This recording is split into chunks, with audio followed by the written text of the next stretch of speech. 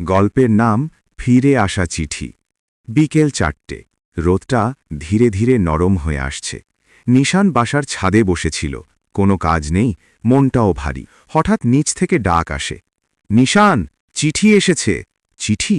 এখন কে চিঠি পাঠায়? খামটা খুলতেই নিশানের হাত কেঁপে ওঠে। চিঠির নিচে লেখা নামটা দেখে তার বুক ধক করে ওঠে। তোমার পুরনো বন্ধু আদনান। সমস্যা একটাই, আদনান 3 বছর আগে মারা গেছে। চিঠিতে লেখা ছিল, আমি জানি তুমি অবাক হয়েছ, কিন্তু বিশ্বাস করো, আমি মিথ্যা বলছি না। আজ রাত 9টার আগে নদীর পাড়ে এসো, না এলে তুমি সারা জীবন অপরাধ বোধ নিয়ে বাঁচবে। নিশান চিঠিটা বারবার পড়ে। তার মাথায় একটাই প্রশ্ন, মরা মানুষ চিঠি লেখে কিভাবে? পুরনো স্মৃতি।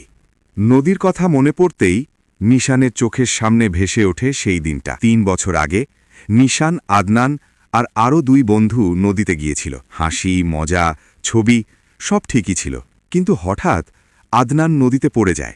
স্রোত ছিল প্রচণ্ড। নিশান চেষ্টা করেনি না, কিন্তু ভয় তাকে আটকে দিয়েছিল। সেই ভয়েই আদনানের শেষ হয়ে যায়। ঘড়িতে সন্ধ্যা 7টা।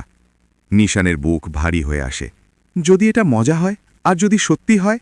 শেষে সে নিজেকেই বলে, আজ না গেলে আমি নিজেকে ক্ষমা করতে পারবো না। সে বেরিয়ে পড়ে। রাত 8টা 59। নদীর পাড়ে অদ্ভুত নীরবতা। পানির শব্দ ছাড়া কিচ্ছু নেই। হঠাৎ নিশান দেখতে পায় একটা ছায়া দাঁড়িয়ে আছে।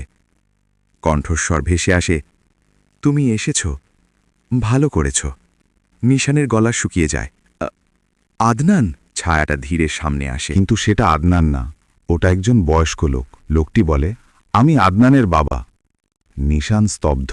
লোকটি চিঠির কথা বলে, আমি জানতাম, সরাসরি ডাকলে তুমি আসতে না। তার চোখ ভিজে ওঠে। আমি শুধু জানতে চেয়েছিলাম, সেদিন কি হয়েছিল।